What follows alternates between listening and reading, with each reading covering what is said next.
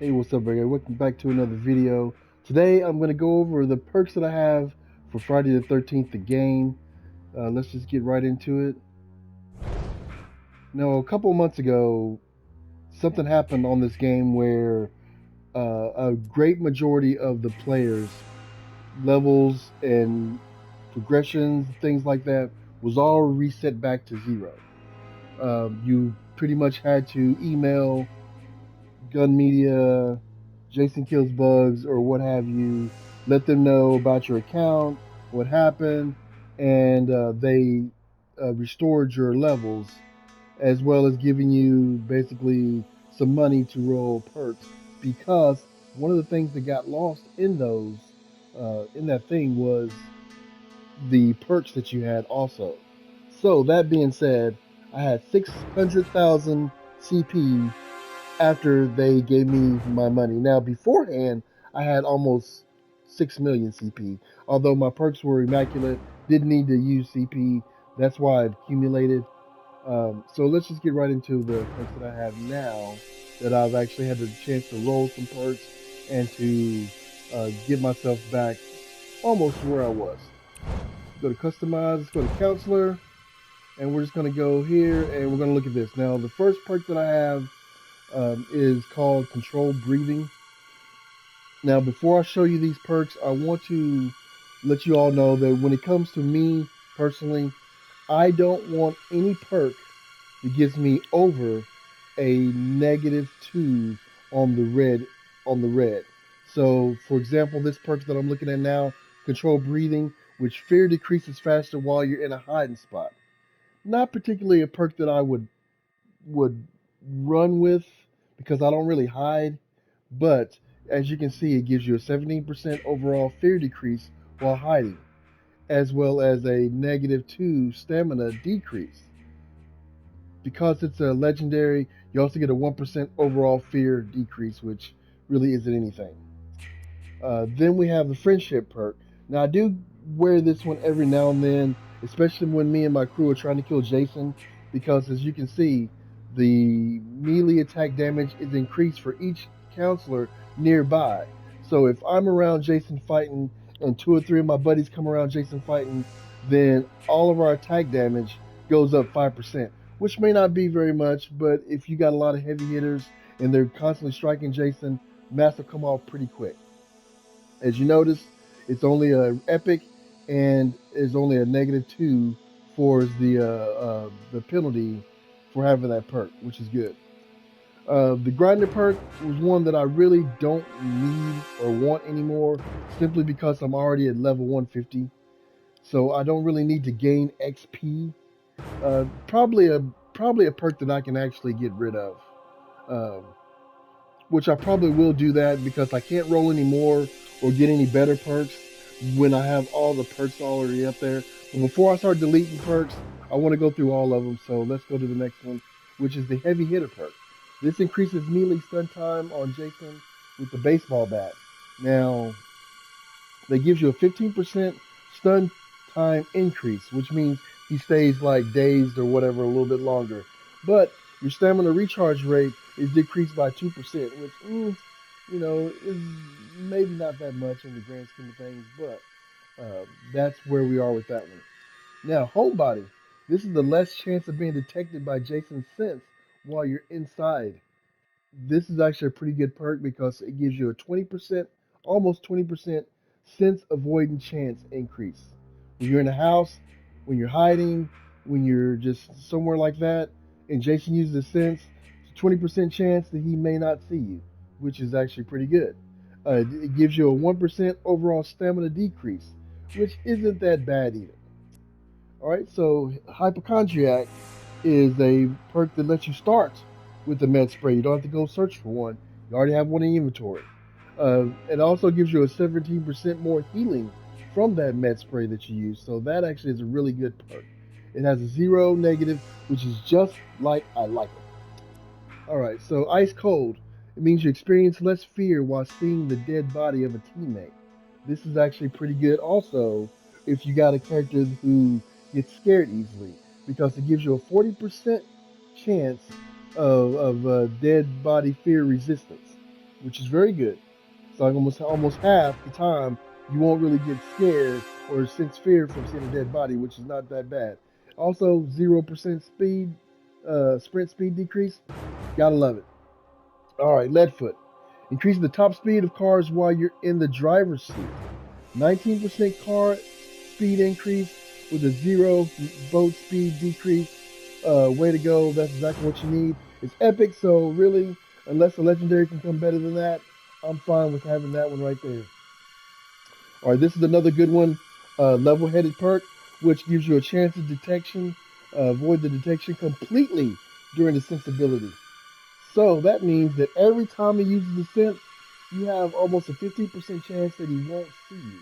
You compile that with other sense avoidance perks, and you'll be pretty much invisible to Jason. So that's a very useful perk to have. All right, we got the Lightfoot perk, which generates less noise while you're sprinting. That's not bad, especially for people who are very loud, like Vanessa, who I'm actually looking at her perks right now. So that's why I have this on her. But that one is a very good perk, and it's only a 1% fear rate penalty, which is not bad either. All right, let's go down to the next one here. Lone Wolf, which reduces your fear while you are alone and separated from your teammates. Not bad. It's a epic. You got to give you 9% fear resistance bonus, so it kind of stops you from being scared of. I'm assuming everything that can cause you fear, and it also gives you a -1 on the melee attack strength decrease. So it means your hits are going to be 1% as weaker when you attack Jason. If you got a strong character, I don't think that'll be a problem. All right, we have a legendary low profile perk. This is faster movement while crouched, and another chance to avoid Jason's sense ability.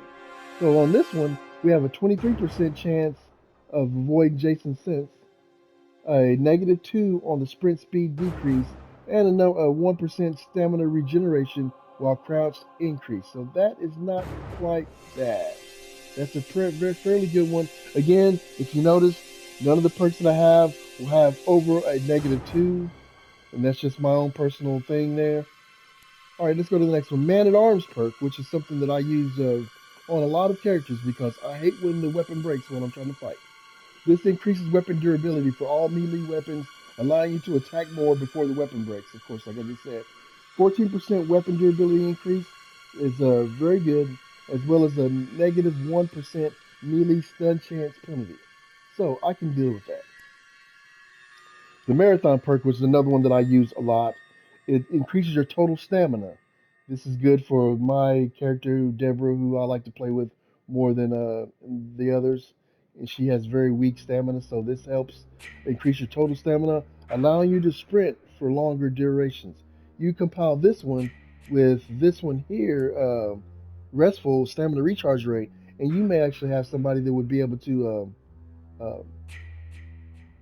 run for longer, rest up, rest faster, and all that good stuff. All right, so we're going to get the Medic perk, which gives you 2 uses from each med spray. Also increases healing when using a med spray. That gives you a 9% healing increase with a -1% more damage taken. That's not bad, and I use that one an awful lot on some of the characters. Not all the characters, but some of the characters I do use that. All right, so my dad's a cop. Definitely a good perk to have. Cops are out quicker if you're the one who actually calls them. They gives you a 24% faster police arrival speed, as well as a zero car speed decrease. That is a great perk to have right there. Nerves of Steel. The loss of a minimap with high fear does not occur. Overall fear is also reduced. That's not bad either. 10% fear resistance bonus. And again, I think that's fear from anything that can get you scared. It gives me a -1 on the sprint speed decrease, as well as a 2% fear from dead bodies decrease. So that's not quite bad either. Let's go to the Night Owl, which is a reduction to the fear penalties from darkness. So when Jason cuts those lights out, this will give you a fear resistance bonus of 55% when you're in darkness, along with a zero noise generation penalty, and of course a 3% sense avoidance chance decrease while you're indoors. That is a pretty good perk to have there. One of the lower, weaker perks that I have is a rare Potent Ranger, which deals more damage when you're playing as Tommy Jarvis. If I was one of those that were trying to die and become Tommy, I might want to use this perk because it gives me an 18% chance attack damage increase as Tommy and only a negative 1% attack damage decrease as other counselors, which isn't bad. Now, Preparedness perk, which starts with a large map, also provides some resistance to fear effects. So again, fear resistance is a 10%, a zero negative with a 1% crouch speed increase. All right, last row. All right, the psychic perk lets you start with the walkie-talkie and increases the range of your voice, broadcast voice, which means if you don't have a walkie, people can hear you from farther away by having this perk on. Not really, in my opinion, a good perk to have. Only reason why I have it is because it was epic. It gives you a 19% voice broadcast radius increase, which isn't bad, as well as a negative 1% noise generation penalty. Not bad. Okay, now here again, the restful perk. This one is definitely for anybody that has stamina issues. Stamina recharge rate increased, allowing stamina to be recharged quicker while holding still or crouched. Definitely a good perk to have. 50% stamina recharge rate with a 1% negative, 2% break grab stamina boost increase. If I happen to break free of Jason's grasp, which is very rare, but I mean, you never know. That's definitely going to help a little bit. All right, Scout. Escape from Jason's traps and Counselor Pace bear traps easier, which means you don't have to jab on the button so many times before you actually break free of it, which definitely can be useful. 15% trap escape bonus with a zero negative. That's definitely one to consider. If you are, rolling perks and you wanted one of those. Again, I'd recommend to anybody that's starting this game out or that needs to revamp up their perks. I know you get some perks and they're good, you like them, but really and truly, dude, if you don't have to, don't take a perk with over a 2% negative. Anything over that, you may start seeing some some differences in your gameplay. All right, this one is a good perk to have. It's a slugger perk. It starts the match with a baseball bat in hand. Melee damage is also increased. The last time before this uh, issue happened with everything being reset, I actually had a legendary perk that gave me like it was almost like this, but it also had something extra, which was I can't remember what it was, but it had something to do with the maybe it's attack speed or something like that. But it was actually a really really good perk. This one's not bad. 15 with a zero negative. I can deal with that. All right, spatial awareness. Your chance of stumbling while running and sprinting are reduced. Um, Not a perk I particularly would use on anybody, but if I were to, 25% stumble chance avoidance means maybe I can book it away from Jason just a little bit longer, a little bit easier, with a -1 on the noise generation. That's already good one. Now, Sucker Punch, definitely one to must have. One of the ones that I use almost on everybody. This increases your chance of stunning Jason when you hit him.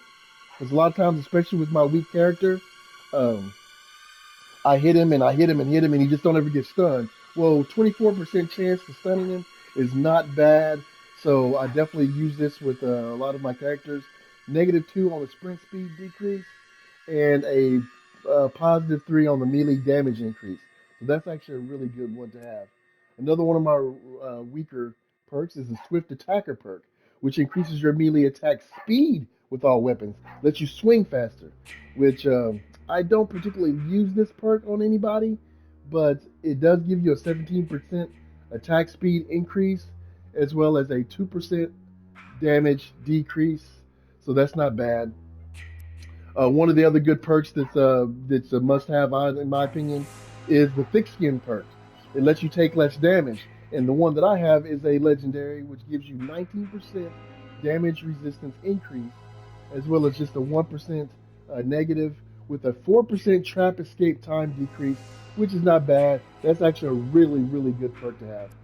All right, the Thrasher perk is another one that I like to have. Increases the melee attack damage while using an axe, which is my favorite weapon. I love the axe. And with that, 22% attack damage increase. Not bad. With the -1 on the melee stun chance decrease, I can deal with that.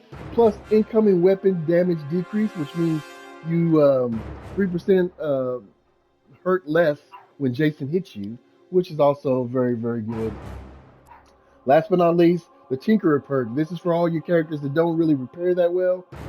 This fixes items for faster. This includes car repairs, boat repairs, phone repairs, electrical box repairs, any kind of repairs that you do in the game. 17% repair speed increase, which means it'll go a little bit faster. It makes your little skill checks a little bit fatter, so you can press your R1 or L1, whatever you want, without maybe signalization that you're fixing things, as well as a -1% overall stamina decrease. Not bad. And a 5% boat start time decrease, just in case you want to get out on the boat. That is my perks, guys. Right now, I'm at 426. Now, keep in mind, I started with 600,000. Now, I rode a lot. I probably rode 200,000 to get my perks the way they are now. Um, I will roll some more once I figure out really which perk I want to delete. I'm thinking of deleting the grinder perk simply because, again, like I said earlier, 5% XP increase, which I don't need XP because I'm already at 150, so there's nothing more that I can gain. Probably the one that I would delete the first, followed by this one if I need to, control breathing, because I don't hide.